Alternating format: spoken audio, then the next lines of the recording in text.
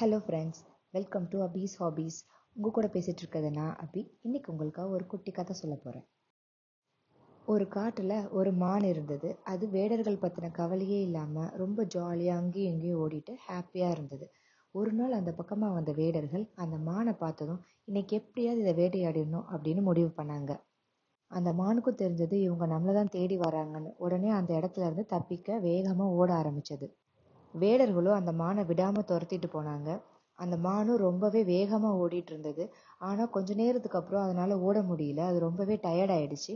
அங்க இருக்கிற புதருக்கு பின்னாடி ஒளிஞ்சுக்கலாம் அப்படின்னு முடிவெடுத்து அந்த புதர் பின்னாடி போய் மறைஞ்சு நின்றுச்சு. வேடர்களும் அந்த புதர்கிட்ட வந்துட்டாங்க. ஆனா அவங்களால அந்த மானை பார்க்க முடியல.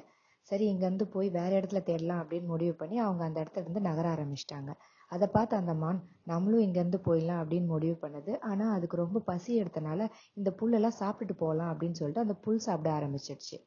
ரொம்ப நேரத்துக்கு அப்புறமா அந்த வேடர்கள் ரொம்ப ஏமாற்றத்தோட திரும்பி வந்துட்டு இருந்தாங்க. அதை பார்த்த அந்த மான் ஐயையோ அப்படின்னு சொல்லி புதருக்கு பின்னாடி போய் ஒளிய ஆரம்பிச்சது. ஆனா இந்த தடவை அந்த புதருக்கு பின்னாடி ஒளிய முடியல. ஏன்னா அந்த புல் எல்லாத்தையும் அந்த மான் சாப்பிட்டுருச்சு.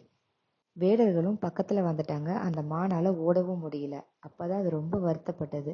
இந்த புல் தான் நம்மளுக்கு மறியறதுக்கு இடம் கொடுத்தது. ஆனா அந்த புல்லையே நம்ம சாப்பிட்டுட்டோமே, அதுக்கான தண்டனை தான் நம்மளுக்கு இந்த கடவுள் இப்ப கொடுத்துருக்காரு அப்படின்னு நினைச்சு ரொம்பவே வருத்தப்பட்டுச்சு. நன்றி உணர்வு இல்லாதவங்க மிருகங்களை விட தாழ்ந்தவங்க அப்படின்னு சொல்லுவாங்க. அவங்க எப்பவுமே மன்னிக்கப்படவும் மாட்டாங்க. அவங்களால மகிழ்ச்சியா வாழவும் முடியாது.